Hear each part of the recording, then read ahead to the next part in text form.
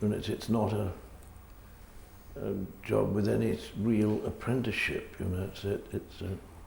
I had a line in a film I made called Eureka in a court scene, and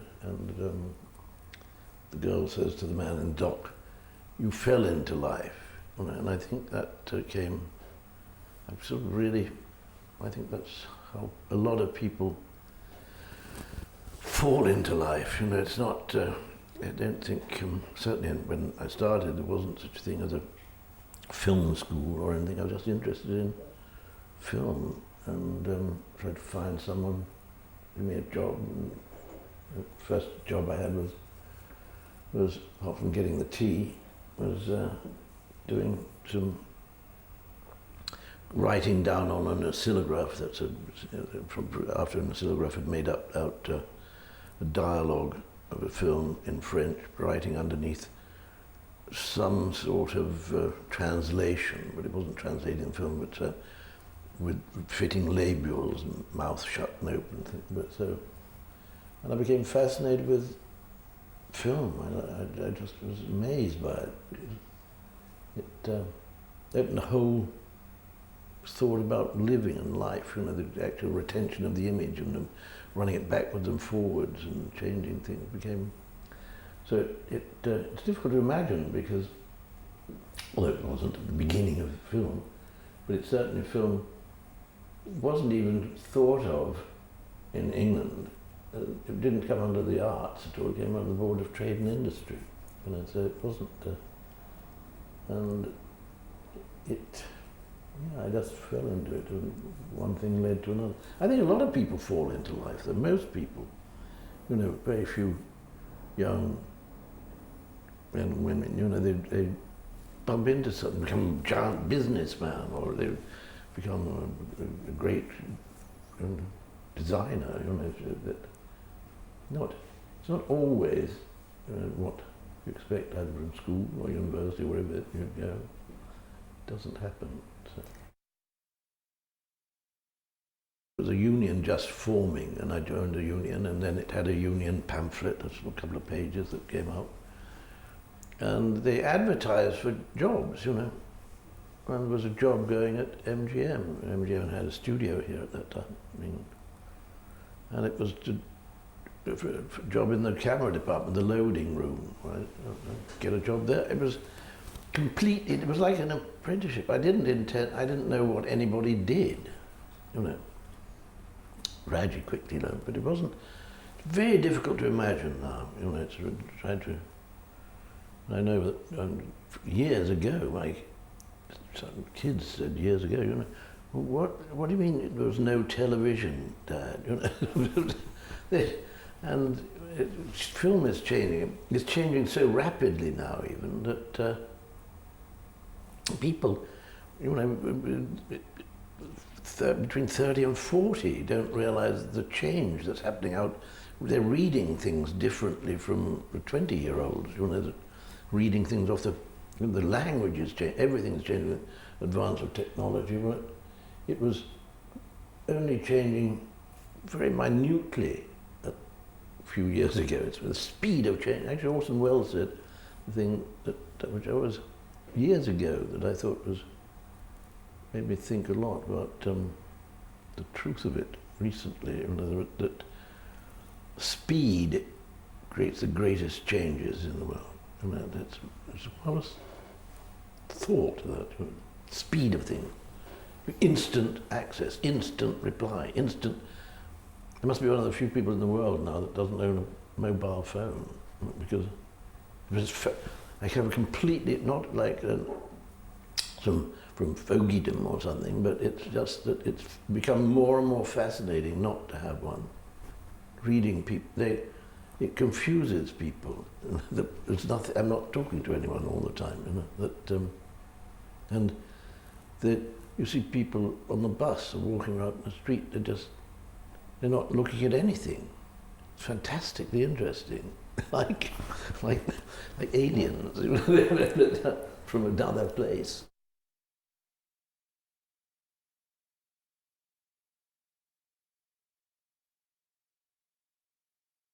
I mean, most of one's work reflects something of oneself. You know, it's. I think that's with whatever you're doing in life. If you're painting a house, you know, if you get a job painting. I had someone when I was many years ago that I wanted to get. I lived in this 2-room place, and I was going on location, and I thought, well, I think I'll have it painted. You know, it'd be rather go-y, have someone to clean it up a bit. And got a couple of people said, oh, don't do that, 150 or whatever it is. I thought, you know, maybe I'll leave it as it is. And then I found one of the studio guys came and said, oh, I'll do that for you, Nick, for 50 quid or something. I got back, there's paint everywhere on the floor. I said, Christ. He said, well, what do you expect for 50 quid? I thought, listen, I'm not angry with that. You're not angry with me, you're angry with yourself. You know, so I think your work gives you away, doesn't it? In all kinds of ways, you know.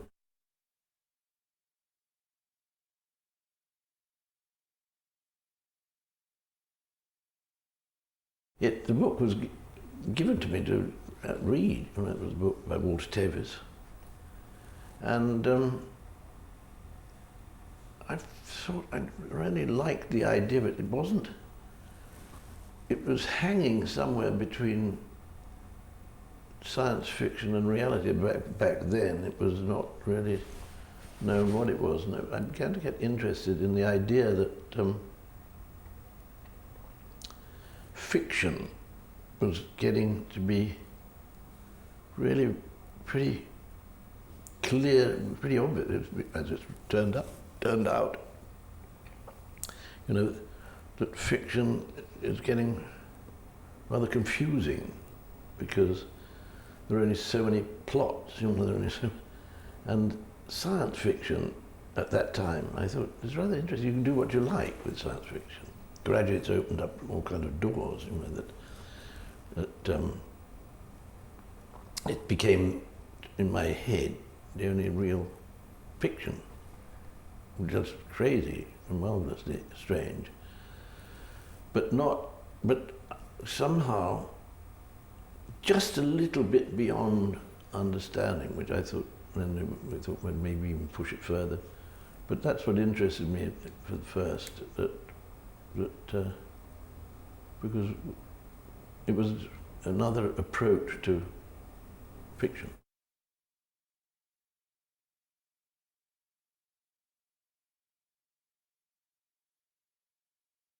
It's a curious word, science fiction. Now it's become a genre, you know, and it always was. It wasn't quite as much a genre as it is now, you know. And it's quite curious that this film, you know, Paul Milesberg, who wrote the script, when we were working on the script, we thought, what can we do that he makes a lot of money, and it isn't through terrorizing people with new weaponry, or, you know, but they're just a little bit further advanced, maybe about, we thought, 25 years, that's all, and that goes by very swiftly, and not to be given away, but just sneak into the economy and sneak in thoughts and things, and that have been developed and have been held in check. And we thought, well, his company formed, he goes to form the company, World Enterprises, and maybe it's like Polaroid, but beyond Polaroid, that he makes. He sells a completely commercial thought, and people would be dismissive of, and a camera. I remember seeing a camera that you buy the camera, it's got film in it, you throw it away. You know, the camera, when you get it, handed in to me. And people say, and it's self-focusing, you know, it gives the exposure, it's built into it, all built in. I remember very clearly when it was originally in the script, people said, well, this is ridiculous. I mean, that's so silly, it's so stupid. I mean, because it just isn't, I mean, why? It's a ludicrous thing, you throw the Well, we did it within 3 years, I guess it was. But I was in Los Angeles airport, and there was a Fuji that got this camera that you bought and threw away. And now that has gone. You don't even have it processed. Now film's got, don't even buy the film. You've got it, movies. So I mean, that was, it interested me, that thought of just, and they're looking more and more to physical differences. People can run up the side of a wall or fight with leaping in the air. That extended. The boxing film became kung fu, wasn't it? I think that sort of science fiction for me isn't quite as interesting. I think for me. I think that there are insights it's connected to some sort of, after all, we're bound by our own, all imagination is bound by our own understanding of things. We can't imagine things that we can't, And I don't know, that interested me, that what we're not seeing things, what sort of odd things that we don't see that are changing. I like the idea that when Captain Cook anchored off New Zealand, or that hadn't seen a big sailing ship, thought it was clouds, our non-understanding of things.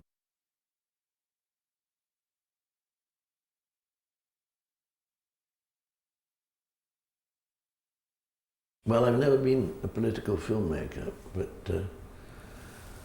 but it's true, it does reflect that now, but maybe I was just understanding that, but not by deliberately thinking in terms of politics, but the politics of it has in fact happened, On the radio this morning and yesterday, the whole thing about global warming and water disappearing. Well, the only reason he comes to look for water, he's going looking for water. Well, maybe we'll go somewhere looking for water ourselves. But so I think that's quite exciting, but it reflects something that has come about, much more, maybe running up walls will come about sooner or later.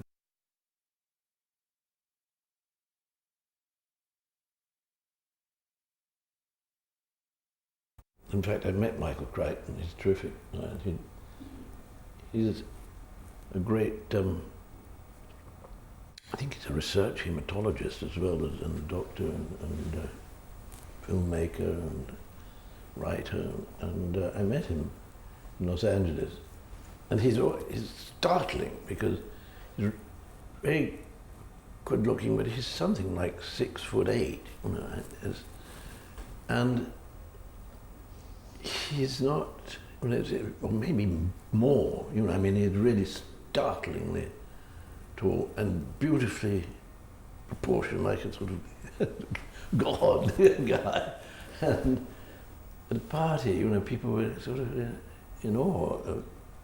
It stood out, obviously, people having drinks and drifting through with Michael Crichton when we talked. And he said, "Oh God, I don't know whether I want to," but we talked and and then he got involved in something, and he was going back to do some research in UCLA hospital or something. But anyway, I got him in mind because he wasn't, and I thought more and more then that's what it is about the man who felt it, Mr. Newton, the link of the name, Mr. Newton, and that he was the same but different.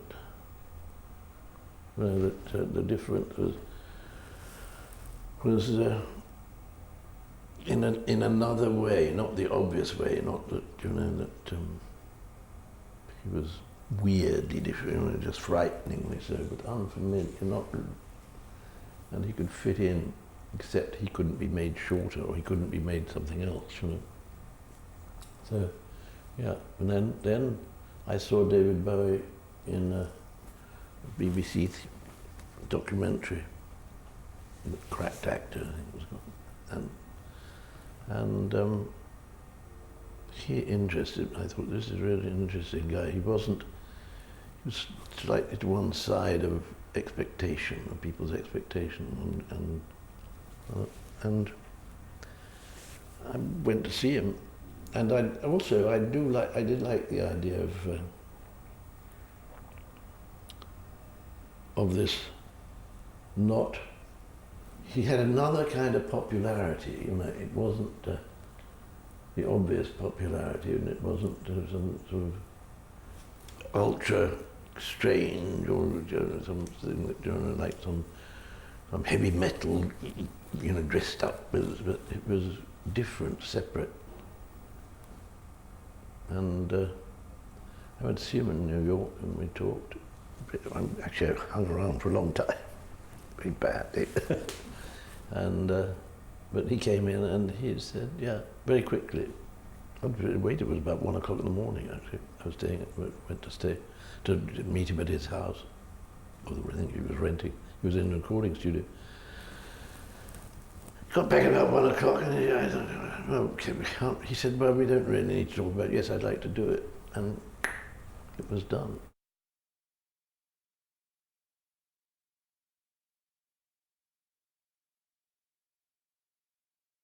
Well, David Bowie certainly has always been outside any sort of trend, you know, much more than any star, rock star or singing star. I think he has much more of a unique quality to him, for me.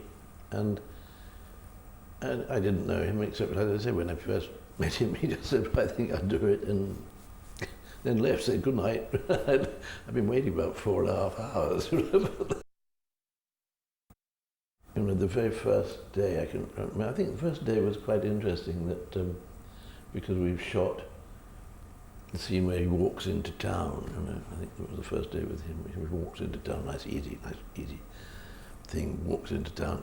And by chance, there'd been a man, we were shooting just on the outskirts of this little town in the Midwest, and there was a children's fairground, and they had a little roundabout with little tubular, like rocket ships, that went dee round. It was deserted, and I thought it was rather nice to have him walk by that little fairground. It looked like a rocket. It was completely deserted, there wasn't anything there. I mean, and he said, yeah, that's all right, yeah. When he was walking along, and out of one of the little rocket boats, a man sat up.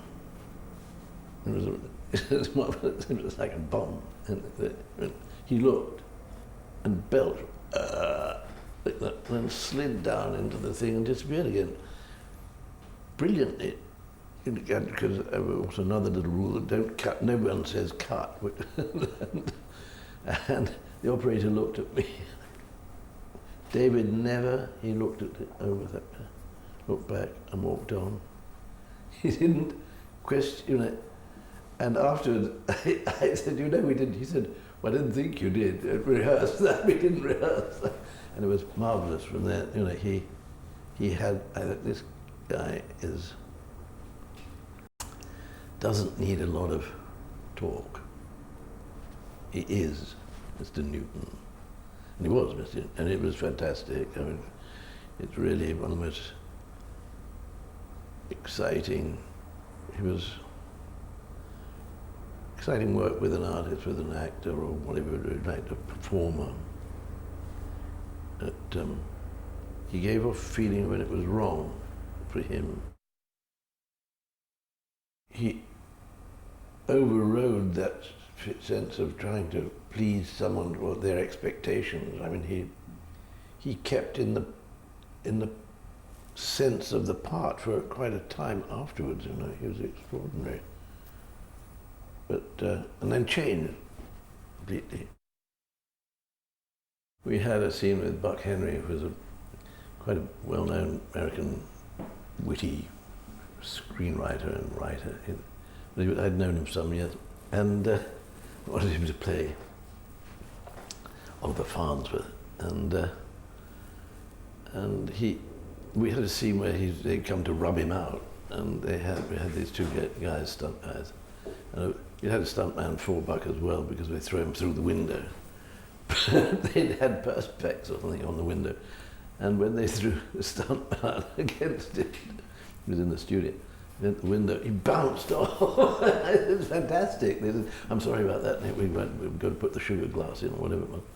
I said, "But let's keep that one anyway." It's true, he bounces off the wall and apologised. He's a gentle guy. "I'm sorry." And these two guys, they said, "Don't worry about it."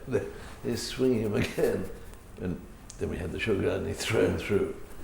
And I said, then we're lining it up, and I said to him, "But can we, when you go through the window, when the guy goes through, I want you to do a wild line and call out a woman's name, call out Ruth as you go through, Ruth." And bang, smack. No, I just thought, maybe that's in your last thought. And, yeah, okay, think about it. I'll think about it. Then just before we shot it, he said, "Can I call out another name? Yeah, not Ruth?" I said, "Yeah, what name would you like to call out?" "But I like Ruth. Why don't you?" "I'd rather not. It's my mother's name, Ruth." "I'd rather not shout that out." Okay, I forget which name he used.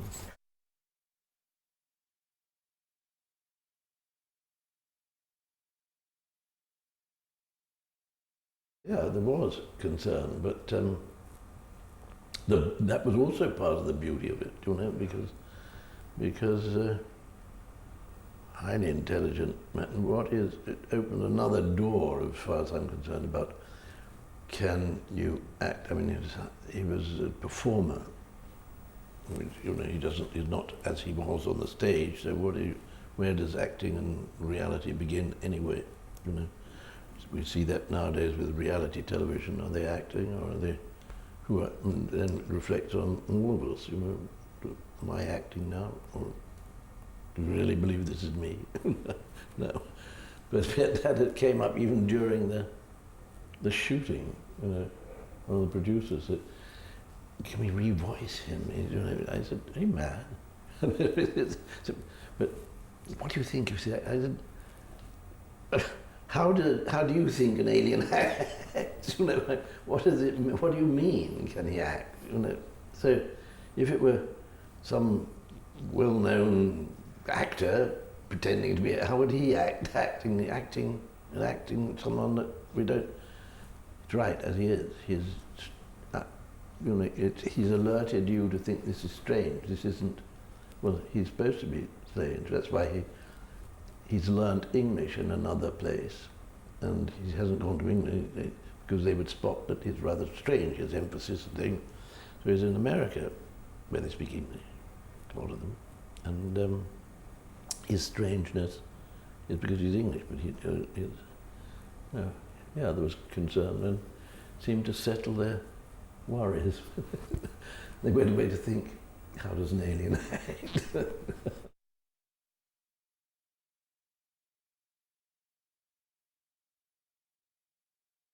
Well, again, it's rather straight. The whole idea that people have the idea of things. Everybody likes something in a box. You know, that happens with screenwriters that write a book. But they can't write a book, and journalists who want to write a book, you know, novelists come down on them, or people who want to critics, you know, they can't. So they like people in a box, and not to drift about. And artists do drift about, and certainly they, you know, certainly in performing and in performing art, it's very difficult to know. We're getting to understand how difficult it is to know. You know, there's a lot of if you see how acting has changed, if you see old performances of extraordinary actors, you know, and even thinking back on some of them on the stage, they never get away with it, you know, before the method school. Hello, how are you? And good day to you, sir. You know, they're completely different performances. So, and when you say singer, you know, well, he was a troubadour type singer. You know, it wasn't the history of opera or anything. You know, they're not. And that's another form. Maybe they, might have used that, but it wasn't. He was. I liked performers, and they weren't bound by the almost kabuki-like attitude towards acting. Unless you do it this way, you're not an actor. Very difficult. Rules in the arts are very curious, aren't they? Because it's shifting. The rules are shifting all the time.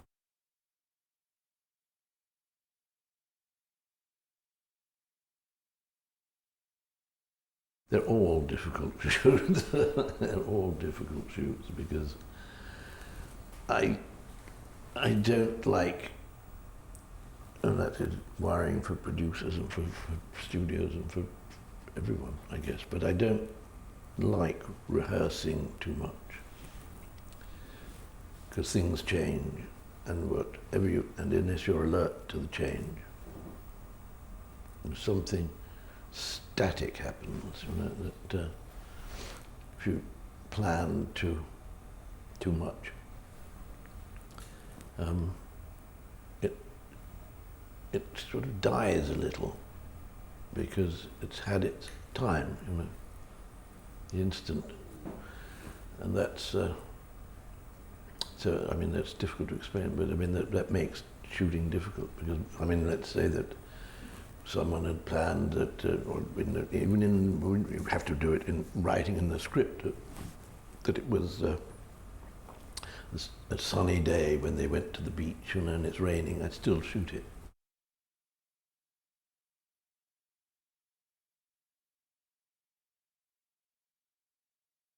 Quoting well, there's never any shortage. One thing that there's no shortage of in movies is opinion.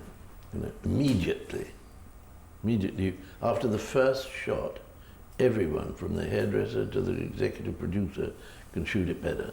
And they have a different way it should be. I don't know why he had her cross the room. Where they ask you what's the first setup, you say, well, the girl comes out of the building. She looks rather one way and then another, and then hurries across the road. Oh, that's good. They see it, rehearse it. The very first shot, the girl comes out of the building, looks both ways, goes across the road. Go back, thanks. Okay, next setup we start doing. She goes back into makeup. You can almost hear it. I don't know why I had her come out of the building and look both ways. She must know that he must be coming from the right. I'd have had her go down off to the left and not cross the road at that point. Always. And the more one shoots, the more movement.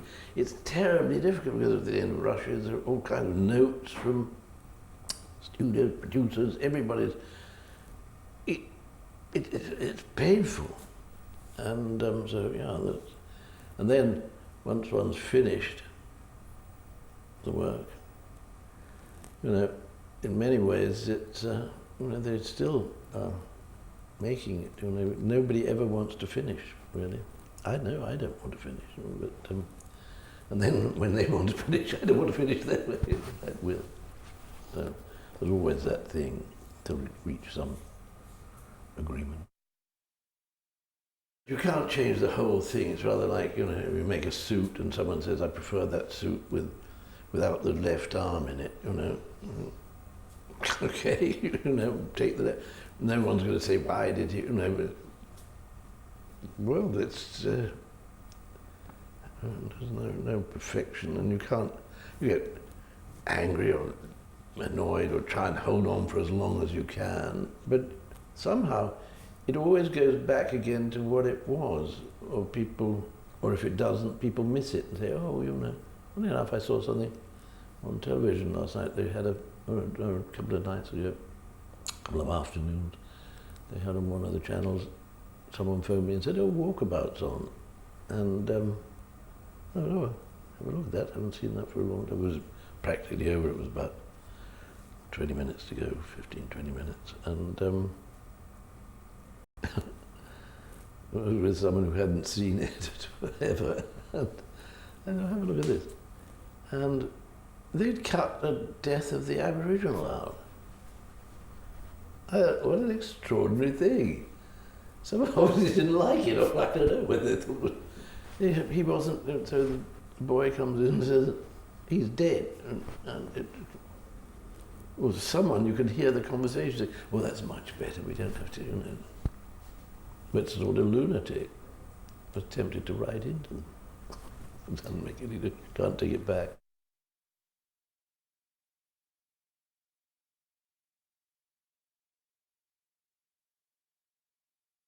The young are much more open to the unfamiliar. You know, the more familiar you become with something, the more shocking it is when you find that the familiar is really rather more strange than you thought it was. You know, I mean, that think of, good God, who would have believed it? But kids aren't shocked when someone goes off with someone, or does something. You know,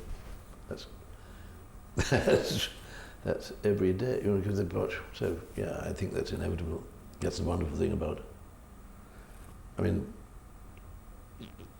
in age terms, it's marvellous that the older are always trying to influence the younger, aren't they? Kind of, that's not the way to do it. You know. Difficult. And with everything, with literature, with everything, you know. It doesn't know how to write, it doesn't know how to do it. Doesn't know how to.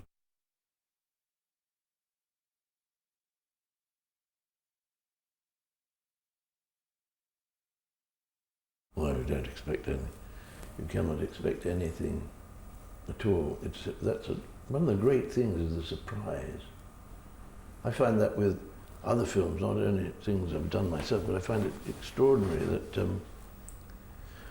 because you think, oh God, only recently I was asked to look at something which I thought was tremendously, by two young filmmakers, I thought showed tremendous exciting touch of talent in it, you know, straight, pushing borders a little maybe too far.